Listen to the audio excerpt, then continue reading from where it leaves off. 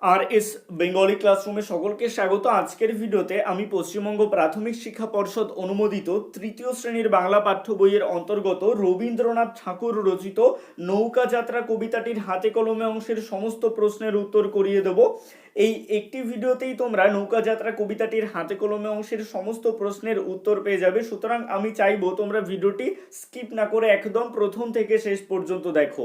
তবে নৌকা যাত্রা কবিতাটির হাতে কলমে অংশের প্রশ্ন উত্তর করার আগে আমি বলবো কবিতাটি পাঠ করে কবিতার বিষয়বস্তু তোমরা ভালো করে আগে বুঝে নেবে, কারণ একবার যদি তোমরা কবিতার বিষয়বস্তু ভালোভাবে বুঝে নিতে পারো সেক্ষেত্রে যে কোনো ধরনের প্রশ্ন তোমাদের ওই কবিতা থেকে করা হলে তোমরা তার উত্তর নিজের থেকেই দিতে পারবে। এ প্রসঙ্গে বলে রাখি, নৌকা যাত্রা কবিতাটির বিষয়বস্তু বিশ্লেষণের একটি ভিডিও আগেই আর এস বেঙ্গলি ক্লাসরুম এই চ্যানেলে প্রকাশিত হয়েছে। তোমরা যারা এখনো পর্যন্ত সেই ভিডিওটি দেখে উঠতে পারোনি তাদের জন্য আমি ডেসক্রিপশনে লিংক দিয়ে দেবো, তোমরা অবশ্যই সেখান থেকে ভিডিওটি দেখে নেবে। তো শুরু করছে আজকের মূল ভিডিও, নৌকা যাত্রা কবিতাটির হাতে কলমে অংশের সমস্ত প্রশ্নের উত্তর। হাতে কলমে অংশের প্রথমেই এক দাগে বলা হচ্ছে একটি বাক্যে উত্তর দাও। একের এক দাগের প্রশ্ন, নৌকা যাত্রা কবিতাটি কার লেখা? এই প্রশ্নের উত্তর তোমরা লিখবে নৌকা যাত্রা কবিতাটি রবীন্দ্রনাথ ঠাকুরের লেখা। একের দুই দাগের প্রশ্ন, কবিতাটি তার কোন বই থেকে নেওয়া হয়েছে? এই প্রশ্নের উত্তর তোমরা লিখবে নৌকা যাত্রা কবিতাটি রবীন্দ্রনাথ ঠাকুরের শিশু নামক বই থেকে নেওয়া হয়েছে। একের তিন দাগের প্রশ্ন, নৌকাটি কোথায় বাঁধা আছে? এই প্রশ্নের উত্তর তোমরা লিখবে রবীন্দ্রনাথ ঠাকুর রচিত নৌকা যাত্রা কবিতায় নৌকাটি বাঁধা আছে রাজগঞ্জের ঘাটে। একের চার দাগের প্রশ্ন, নৌকাটিতে কি রয়েছে? এই প্রশ্নের উত্তর তোমরা লিখবে রবীন্দ্রনাথ ঠাকুর রচিত নৌকা যাত্রা কবিতায় নৌকাটিতে পাট বোঝাই করা আছে। একের পাঁচ দাগের প্রশ্ন, কবিতার শিশুটি ওই নৌকা পেলে কটি পাল ও দাঁড় জুড়ে নেবে? এই প্রশ্নের উত্তর তোমরা লিখবে রবীন্দ্রনাথ ঠাকুর রচিত নৌকা যাত্রা কবিতার শিশুটি মধুমাঝির নৌকা পেলে চারটে পাঁচটা ছটা পাল তুলে দেবে আর 100টা দাঁড় জুড়ে নেবে।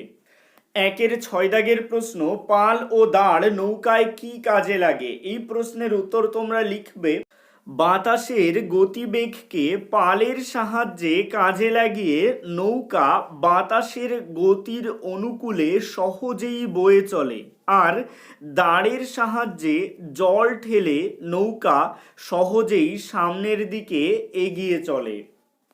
একের সাত দাগের প্রশ্ন, হাট বলতে কি বোঝো?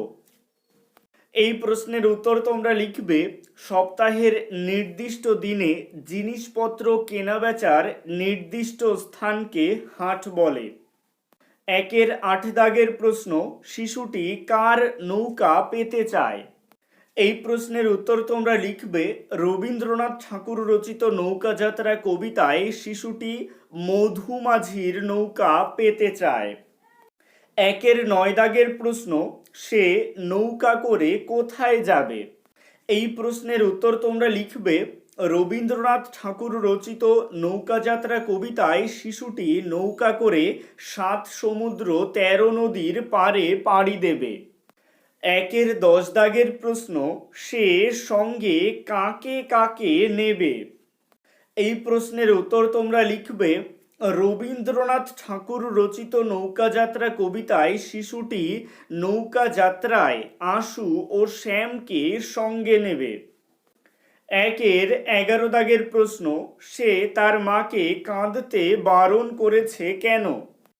এই প্রশ্নের উত্তর তোমরা লিখবে রবীন্দ্রনাথ ঠাকুর রচিত নৌকা যাত্রা কবিতায় শিশুটি তার মাকে কাঁদতে বারণ করেছে কারণ সে রামের মতো 14 বছরের জন্য বনে যাচ্ছে না, বা এখানে লিখতে পারো বনবাসে যাচ্ছে না, সে যাচ্ছে রাজপুত্র হয়ে 7 সমুদ্র 13 নদীর পারে।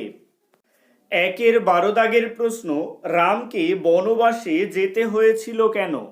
এই প্রশ্নের উত্তর তোমরা লিখবে রাজা দশরথ কর্তৃক রানী কইকেয়ীকে দেওয়া শপথ পালনের জন্য রামকে 14 বছরের জন্য বনবাসে যেতে হয়েছিল? একের 13 দাগের প্রশ্ন, রামচন্দ্রের কাহিনী কোন বই পড়লে জানা যায়? আশা করছি এই প্রশ্নের উত্তরটি সকলেই জানো। বাল্মীকি রচিত মহাকাব্য রামায়ণ পড়লে রামচন্দ্রের কাহিনী জানা যায়। একের 14 দাগের প্রশ্ন, রাজপুত্র সোনামানিকের কথা কোন ধরনের বইয়ে থাকে? এই প্রশ্নের উত্তর তোমরা লিখবে রাজপুত্র সোনামানিকের কথা রূপকথার বইয়ে থাকে। একের 15 দাগের প্রশ্ন, শিশুটি কি কি নিয়ে যাবে? এই প্রশ্নের উত্তর তোমরা লিখবে রবীন্দ্রনাথ ঠাকুর রচিত নৌকাযাত্রা কবিতায় নৌকা ভরা সোনামানিক নিয়ে শিশুটি 7 সমুদ্র 13 নদীর পাড়ে যাবে। একের 16 দাগের প্রশ্ন, সে কখন নৌকা ছেড়ে দেবে? এই প্রশ্নের উত্তর তোমরা লিখবে রবীন্দ্রনাথ ঠাকুর রচিত নৌকাযাত্রা কবিতায় শিশুটি ভোরের বেলা নৌকা ছেড়ে দেবে। একের 17 দাগের প্রশ্ন, দুপুরবেলা তার মা কোথায় থাকবেন? এই প্রশ্নের উত্তর তোমরা লিখবে রবীন্দ্রনাথ ঠাকুর রচিত নৌকাযাত্রা কবিতায় দুপুরবেলা কথকের মা পুকুর ঘাটে থাকবেন। একের 18 দাগের প্রশ্ন, তখন সে কোথায় থাকবে? এই প্রশ্নের উত্তর তোমরা লিখবে রবীন্দ্রনাথ ঠাকুর রচিত নৌকাযাত্রা কবিতায় দুপুরবেলা কথকের মা যখন পুকুর ঘাটে থাকবেন তখন কথক থাকবে নতুন রাজার দেশে। একের 19 দাগের প্রশ্ন, কোন কোন জায়গা পেরিয়ে শিশুটি যাবে? এই প্রশ্নের উত্তর তোমরা লিখবে রবীন্দ্রনাথ ঠাকুর রচিত নৌকাযাত্রা কবিতায় তীরপূর্ণির ঘাট তেপান্তরের মাঠ পেরিয়ে শিশুটি যাবে 7 সমুদ্রের পাড়ে। একের 20 দাগের প্রশ্ন, সে কখন ফিরে আসবে? এই প্রশ্নের উত্তর তোমরা লিখবে রবীন্দ্রনাথ ঠাকুর রচিত নৌকাযাত্রা কবিতায় শিশুটি সন্ধেবেলা ফিরে আসবে। একের 21 দাগের প্রশ্ন, নতুন জায়গায় ঘুরে আসার গল্প তার মাকে কিভাবে শোনাবে সে? এই প্রশ্নের উত্তর তোমরা লিখবে রবীন্দ্রনাথ ঠাকুর রচিত নৌকাযাত্রা কবিতায় শিশুটি সারাদিন নৌকা অভিযানের পর সন্ধেবেলা মায়ের কোলে এসে নতুন জায়গা ঘুরে আসার গল্প শোনাবে। এবারে চলে আসছি 2 দাগে। এখানে বলা হচ্ছে বাক্য রচনা করো। এগুলো তোমরা নিজেদের ইচ্ছে মতো করতে পারো। দেখো, প্রথমে রয়েছে বাধা, এটি দিয়ে তোমরা বাক্য রচনা করবে ঘাটের কাছে নৌকা বাঁধা আছে। তারপরে আছে নৌকা, নৌকা দিয়ে বাক্য রচনা করবে আমার নৌকায় চড়ার খুব শখ। সমুদ্র দিয়ে বাক্য রচনা করবে সমুদ্রে হাঙর থাকে। গল্প দিয়ে বাক্য রচনা করবে গল্প শুনতে আমার খুব ভালো লাগে। মাঝি দিয়ে বাক্য রচনা করবে মধুমাঝির নৌকায় চেপে আমি গঙ্গা পার হব। এবারে চলে আসছি 3 দাগে। এখানে বলা হচ্ছে বর্ণ বিশ্লেষণ করো। প্রথমেই রয়েছে রাজপুত্র, এটির বর্ণ বিশ্লেষণ করলে হবে রয় হসন্ত যুক্ত আ রা, তারপরে বর্গীয় জয় হসন্ত যুক্ত অ, তারপর পয় হসন্ত যুক্ত রস্যৌ যুক্ত তয় হসন্ত যুক্ত রয় হসন্ত যুক্ত অ। তারপরে আছে তেপান্তর, তয় হসন্ত যুক্ত এ যুক্ত পয় হসন্ত যুক্ত আ যুক্ত দন্তন নয় হসন্ত যুক্ত ত যুক্ত অ যুক্ত রয় হসন্ত যুক্ত অ। রাজগঞ্জ, এর বর্ণ বিশ্লেষণ করলে হবে রয় হসন্ত যুক্ত আ যুক্ত বর্গীয় জয় হসন্ত যুক্ত অ যুক্ত গয় হসন্ত যুক্ত অ যুক্ত ইয় হসন্ত যুক্ত বর্গীয় জয় হসন্ত যুক্ত অ। তারপরে দুপুরবেলা এর বর্ণ বিশ্লেষণ করলে হবে দয় হসন্ত যুক্ত রস্যৌ যুক্ত পয় হসন্ত যুক্ত রস্যৌ যুক্ত রয় হসন্ত যুক্ত অ যুক্ত বয় হসন্ত যুক্ত এ যুক্ত লয় হসন্ত যুক্ত আ। তারপরে আছে পুকুর ঘাট এর বর্ণ বিশ্লেষণ করলে হবে পয় হসন্ত যুক্ত রস্যৌ যুক্ত কয় হসন্ত যুক্ত রস্যৌ যুক্ত রয় হসন্ত যুক্ত অ যুক্ত ঘয় হসন্ত যুক্ত আ যুক্ত টয় হসন্ত যুক্ত অ। এবারে চলে আসছি 4 দাগে। এখানে বলা হচ্ছে বিপরীতার্থক শব্দ লেখো। উত্তরগুলি লিখে নাও। বাঁধা এর বিপরীত খোলা, বোঝাই এর বিপরীত খালি, মিথ্যে এর বিপরীত সত্যি, সন্ধে এর বিপরীত সকাল, দেশে এর বিপরীত বিদেশে। এবারে চলে আসছি 5 দাগে। এখানে বলা হচ্ছে অর্থ লেখো। দাঁড় এর অর্থ হলো নৌকার দিক পরিবর্তন ও চলাচলের জন্য ব্যবহৃত কাঠের চওড়া দণ্ড। পাল এর অর্থ নৌকার উপর খাটানো পর্দা। কোণে এর অর্থ ধারে। মানিক এর অর্থ মূল্যবান ধাতু বিশেষ। পার এর অর্থ পেরিয়ে যাওয়া। এবারে চলে আসছি 6 দাগে। এখানে বলা হচ্ছে সমার্থক শব্দ লেখো। এর উত্তরগুলি লিখে নাও। সোনা এর সমার্থক শব্দ স্বর্ণ, নৌকা এর সমার্থক শব্দ তরী, নদী এর সমার্থক শব্দ তটিনী, সমুদ্র এর সমার্থক শব্দ সাগর, মাঠ এর সমার্থক শব্দ ময়দান। এবারে চলে আসছি 7 দাগে। এখানে বলা হচ্ছে এলোমেলো বর্ণগুলিকে সাজিয়ে শব্দ তৈরি করো। দেখো আমি প্রতিটি এলোমেলো বর্ণের নিচে উত্তরগুলি লিখে দিয়েছি। প্রথমটির উত্তর হবে রাজপুত্র, তারপরের উত্তর হবে দুপুরবেলা, তারপরে যথাক্রমে উত্তরগুলি হলো একটিবার, তেপান্তর, রাজগঞ্জ। আমি উত্তরটি প্রত্যেকটি এলোমেলো বর্ণের নিচেই লিখে দিয়েছি, তোমরা মিলিয়ে মিলিয়ে খাতায় লিখে নেবে। এবারে চলে আসছি 8 দাগে। এখানে বলা হচ্ছে শব্দযুগলের অর্থ পার্থক্য দেখাও। প্রথমেই যে শব্দযুগল রয়েছে সেটি হলো বয়াকারে বা ধয়াকারে ধা বাধা এবং বয়চন্দ্রবিন্দু আকার ধয়াকারে ধা বাধা। তো প্রথমে বয়াকারে বা ধয়াকারে ধা বাধা এই শব্দের অর্থ হলো বিঘ্ন। এটি দিয়ে একটি বাক্য রচনা করবে। শুভ কাজে বাধা পাওয়া ঠিক নয়। তারপরে বয়চন্দ্রবিন্দু আকার ধয়াকারে ধা বাধা এর অর্থ হলো বন্ধন। এটি দিয়ে বাক্য রচনা করবে ঘাটে নৌকা বাধা আছে। তার পরের শব্দযুগল রয়েছে ছটা ও ছটা। তো প্রথমে ছ টয়কারেটা ছটা এর অর্থ হলো সংখ্যা। এটি দিয়ে বাক্য রচনা করবে চয়ন রাতুলকে 6টা আম দিল। তারপরে ছটা এর অর্থ হলো কিরণ। এই ছটা দিয়ে বাক্য রচনা করবে সূর্যের আলোর ছটায় ভরে গেল চারিদিক। তারপরে আছে কয়কারে কো মূর্ধনয় একার কোণে এর অর্থ হলো এক কোণায়। এটি দিয়ে বাক্য রচনা করবে ঘরের কোণে পড়ে আছে ভাঙা টেবিল। তারপরের শব্দ ক নয়কারে নে কোণে, এই শব্দের অর্থ হলো পাত্রী। এটি দিয়ে বাক্য রচনা করবে কোণে দেখতে এসেছে মধুপুর থেকে। তারপরে আছে দয়কারে দে তালিবস্য দেশ এর অর্থ হলো রাষ্ট্র। এটি দিয়ে বাক্য রচনা করবে আমাদের দেশ ভারতবর্ষ। তারপরে আছে দয়বয় একার মূর্ধন্য স, এই দেশ এর অর্থ হলো হিংসা। এটি দিয়ে বাক্য রচনা করবে কারো বিরুদ্ধে মনে দেশ পুষে রাখা ভালো নয়। তারপরে আছে পয়াকারে পা বয়শূন্য র পার এর অর্থ হলো পারাপার। এটি দিয়ে বাক্য রচনা করবে নৌকায় নদী পার হয়ে চয়ন মামাবাড়িতে যায়। তারপরে আছে পয়াকারে পা ডয় শূন্য র পাড় এর অর্থ হলো তীর। এটি দিয়ে বাক্য রচনা করবে নদীর পাড়ে কাশবন। 9 দাগের প্রশ্নে বলা হচ্ছে পাটে শব্দটিকে দুটি অর্থে ব্যবহার করে দুটি আলাদা বাক্য রচনা করো। এই প্রশ্নের উত্তর লিখবে পাটে।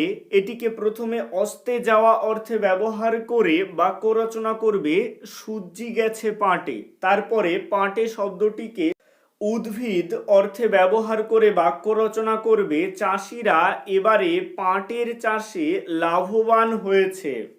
10 দাগের প্রশ্নে বলা হচ্ছে মুখে বললে কথাগুলি কিভাবে বলবে। এখানে বেশ কিছু কবিতার অংশ তুলে ধরা হয়েছে। কবিরা যেহেতু কবিতার ভাষায় লেখেন ছন্দবদ্ধভাবে, তো সেগুলো আমরা নিজেদের মুখের ভাষায় যখন প্রকাশ করব তখন তো আমরা কবিতার মতন করে বলবো না, আমরা সাধারণভাবে যেভাবে কথা বলি সেভাবেই বলবো। তো 10-এর 1 দাগে বলা হচ্ছে আমি কেবল যাব একটিবার 7 সমুদ্র 13 নদীর পার। এই কথাটাকে আমরা নিজেদের মতন করে বললে আমরা এভাবে বলতে পারি, আমি শুধু একটিবার 7 সমুদ্র 13 নদীর পারে যাব। 10-এর 2 দাগে বলা হচ্ছে তখন তুমি কেঁদো না মা যেন বসে বসে একলা ঘরের কোণে। এটাকে মুখে বললে কথাগুলি এভাবে বলা যেতে পারে, মা তখন তুমি একলা ঘরের কোণে বসে বসে কেঁদো না যেন। 10-এর 3 দাগে বলা হচ্ছে ভোরের বেলা দেব নৌকা ছেড়ে দেখতে দেখতে কোথায় যাব ভেসে। এটা মুখে বললে কথাগুলি এভাবে বলা যেতে পারে, ভোরের বেলা নৌকা ছেড়ে দেব দেখতে দেখতে কোথায় ভেসে যাব। 11 দাগে বলা হচ্ছে ঠিক উত্তরটির নিচে দাগ দাও। আমি এখানে সঠিক উত্তরটিতে টিক দিয়ে দিয়েছি। দেখো 11-র 1 দাগে বলা হচ্ছে নৌকার মালিকের আশু মধু শ্যাম। এর উত্তর হবে মধু। 11-র 2 দাগের প্রশ্ন কবিতার শিশুটি যাবে নৌকায় বাজরায় জাহাজে চড়ে। এর উত্তর হবে নৌকায়। 11-র 3 দাগের প্রশ্ন তার সঙ্গে যাবে মাঝি বন্ধু মা। এর উত্তর হবে বন্ধু। 11-র 4 দাগের প্রশ্ন সে যাবে 1 দিনের 3 মাসের 14 বছরের জন্য। এর উত্তর হবে 1 দিনের। 11-র 5 দাগের প্রশ্ন 7 সমুদ্র 13 নদীর পারে তেপান্তরের মাঠ তীরপূর্ণির ঘাট নতুন রাজার দেশ আছে। এর উত্তর হবে নতুন রাজার দেশ আছে। এবারে চলে আসছি 12 দাগে। এখানে বলা হচ্ছে নিচের বাক্যগুলির ভাব বোঝাতে কবিতায় কিভাবে লেখা হয়েছে পাশে পাশে লেখো। অর্থাৎ নিচে যে বাক্যগুলো দেওয়া রয়েছে সেই বাক্যগুলোর ভাব বোঝাতে কবিতায় কোন কোন লাইন ব্যবহার করা হয়েছে সেই লাইনগুলি আমাদেরকে তুলে ধরতে হবে। 12-র 1 দাগে বলা হচ্ছে মধুমাঝির নৌকাখানি দূরে রয়েছে। এর উত্তর লিখবে মধুমাঝির ওই যে নৌকাখানা বাঁধা আছে রাজগঞ্জের ঘাটে। 12-র 2 দাগের প্রশ্ন শিশুটি হাটে ঘুরে বেড়িয়ে সময় নষ্ট করবে না। এর উত্তর হবে মিথ্যে ঘুরে বেড়াই না কো হাটে। 12-র 3 দাগের বাক্যটিতে বলা হচ্ছে শিশুটির ভয় তার মায়ের মন খারাপ হতে পারে। এই ভাব অনুযায়ী কবিতায় যে লাইনটি রয়েছে সেটি হলো তখন তুমি কেঁদো না মা যেন বসে বসে একলা ঘরের কোণে। 12-র 4 দাগের বাক্য শিশুটি কিন্তু একা যাবে না। এই ভাব অনুযায়ী কবিতায় যে লাইনটি রয়েছে সেটি হলো আমরা শুধু যাব মা 3 জনে। 12-র 5 দাগের বাক্য সেদিনই তারা সন্ধ্যার পরে ফিরে আসবে। এই ভাব অনুযায়ী কবিতায় যে লাইনটি রয়েছে সেটি হলো ফিরে আসতে সন্ধে হয়ে যাবে।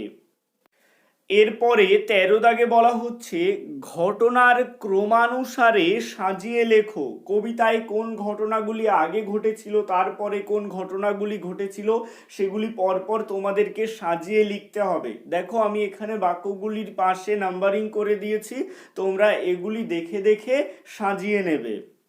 এবারে চলে আসছি 14 দাগে। এখানে বলা হচ্ছে বাক্য বাড়াও। 14-র 1 দাগের বাক্য মধুমাঝির নৌকা, ব্র্যাকেটে লেখা আছে কেমন নৌকা। এই নির্দেশ অনুযায়ী আমাদেরকে বাক্য বাড়াতে হবে।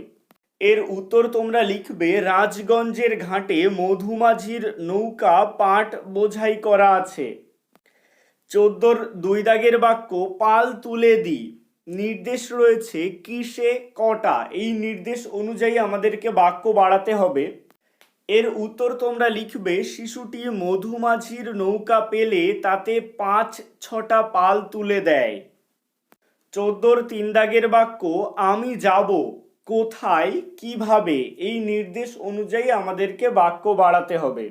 এর উত্তরে লিখবে কবিতার কথক নৌকায় ৫-৬টা পাল তুলে দিয়ে ১০০টা দাঁড় এঁটে ৭ সমুদ্র ১৩ নদীর পারে যাবে। ১৪ চার দাগের বাক্য ফিরে আসতে সন্ধে হয়ে যাবে। কোথা থেকে? এই নির্দেশ অনুযায়ী আমাদের বাক্য বাড়াতে হবে। এর উত্তরে লিখবে ৭ সমুদ্র ১৩ নদীর পারে নতুন রাজার দেশ থেকে ফিরে আসতে সন্ধে হয়ে যাবে। এখানে নতুন কথাটি লেখা নেই, তোমরা অবশ্যই লিখবে যে নতুন রাজার দেশ থেকে ফিরে আসতে সন্ধে হয়ে যাবে। ১৪ ৫ দাগের বাক্য গল্প বলবো। কিসের গল্প? উত্তরে লিখবে ৭ সমুদ্র ১৩ নদীর পারে নতুন রাজার দেশের গল্প বলবে। এবারে চলে আসছি ১৫ দাগের প্রশ্নে। এখানে বলা হচ্ছে কবিতায় শিশুটিকে মধুমাঝির নৌকাটি দেওয়া হলে সে কি করবে তা কবিতাটি পড়ে তোমার নিজের ভাষায় ৮-১০টি বাক্যে লেখো। এই প্রশ্নের উত্তর তোমরা লিখবে রবীন্দ্রনাথ ঠাকুর রচিত নৌকাযাত্রা কবিতায় শিশুটি রাজগঞ্জের ঘাটে বাঁধা মধুমাঝির পাট বোঝাই করা নৌকাখানা পেলে নৌকায় ৫-৬টা পাল তুলে দেবে ও ১০০টা দাঁড় আঁটবে। সে উদ্দেশ্যহীনভাবে হাটে না ঘুরে বেরিয়ে পাড়ি দেবে ৭ সমুদ্র ১৩ নদীর পারে। রাজপুত্র হয়ে নৌকা ভরা সোনামানিক নিয়ে সে রওনা হবে, সঙ্গে নেবে আশু ও শ্যামকে। শিশুটি তার মাকে কাঁদতে বারণ করবে, কারণ সে রামের মতো ১৪ বছরের জন্য বনবাসে যাচ্ছে না। ভোরবেলায় সে নৌকা ছেড়ে দেবে। দুপুরবেলা যখন শিশুটির মা পুকুর ঘাটে থাকবে তখন সে থাকবে নতুন রাজার দেশে। তীরপূর্ণির ঘাট, তেপান্তরের মাঠ প্রভৃতি সে পেরিয়ে যাবে। সন্ধেবেলা অভিযান শেষে বাড়ি ফিরে মায়ের কোলে এসে সে সমস্ত গল্প বলবে। এবারে চলে আসছে একদম শেষ প্রশ্ন, অর্থাৎ ১৬ দাগের প্রশ্নে। এখানে বলা হচ্ছে বন্ধুদের সঙ্গে তোমার হয়তো কোথাও একদিনের জন্য বেড়াতে যেতে ইচ্ছে করছে, সে কথা তুমি তোমার অভিভাবক অভিভাবিকাকে কিভাবে জানাবে তা ৫টি বাক্যে লেখো। এই প্রশ্নের উত্তরটি তোমরা নিজেদের অভিজ্ঞতা থেকেও লিখতে পারো বা তোমরা এভাবেও লিখতে পারো। বাবা, আমাদের স্কুল থেকে পরশুদিন শিক্ষামূলক ভ্রমণে যাবে সব বন্ধুরা। আমি ওদের সঙ্গে যেতে চাই। স্যার বলেছেন যারা যেতে চায় কালকের মধ্যে তাদের নাম নথিভুক্ত করতে হবে। পরশুদিন সকাল ৮টার মধ্যে স্কুলে পৌঁছতে হবে। ওখান থেকে নিয়ে যাওয়া হবে সায়েন্স সিটি। খুব মজা হবে। যেতে দেবে তো বাবা? অর্থাৎ বাবার কাছে পারমিশন নিতে চাইছে যে সে বন্ধুদের সাথে ঘুরতে যাবে। তো এটা তোমরা নিজেদের অভিজ্ঞতা থেকেও লিখতে পারো যে তুমি কোথাও ঘুরতে যাবে, সেটা তুমি তোমার বাবাকে কি করে মানাবে বা বাবার কাছ থেকে কিভাবে পারমিশন নেবে সেটাই এখানে লিখতে বলা হচ্ছে। তো এটাই ছিল তৃতীয় শ্রেণীর বাংলা পাঠ্য বইয়ের অন্তর্গত রবীন্দ্রনাথ ঠাকুর রচিত নৌকাযাত্রা কবিতাটির হাতে কলমে অংশের সমস্ত প্রশ্নের উত্তরের সম্পূর্ণ ভিডিওটি কেমন লাগলো অবশ্যই কমেন্টের মাধ্যমে জানিও। ভালো লাগলে লাইক করো এবং একই ক্লাসের বন্ধুদের সাথে ভিডিওটি শেয়ার করতে ভুলো না। আর তোমাদের যদি নির্দিষ্ট কোনো টপিকের ওপর ভিডিও দরকার হয় অবশ্যই আমাকে কমেন্টের মাধ্যমে জানাতে পারো। আর তৃতীয় শ্রেণীর বাংলা পাঠ্য বইয়ের অন্তর্গত এই ধরনের বিভিন্ন গুরুত্বপূর্ণ ভিডিও আগেও RS বেঙ্গলি ক্লাসরুম এই চ্যানেলে প্রকাশিত হয়েছে। তোমরা যারা এখনো পর্যন্ত সেই ভিডিওগুলি দেখে উঠতে পারোনি তাদের জন্য আমি ডেসক্রিপশনে প্লেলিস্টের লিংক দিয়ে দেবো। তোমরা অবশ্যই সেখান থেকে প্রত্যেকটি ভিডিও একে একে দেখে নিও। আশা করি তোমরা উপকৃত হবে। ভালো থেকো, সুস্থ থেকো সকলে। সবশেষে একটাই রিকোয়েস্ট, এখনও পর্যন্ত যারা আমার চ্যানেলটিকে সাবস্ক্রাইব করে উঠতে পারেনি তারা অবশ্যই RS বেঙ্গলি ক্লাসরুম এই চ্যানেলটিকে সাবস্ক্রাইব করুন আর পাশে থাকা বেল আইকনটিকে প্রেস করুন নতুন ভিডিওর আপডেট সবার আগে পেতে।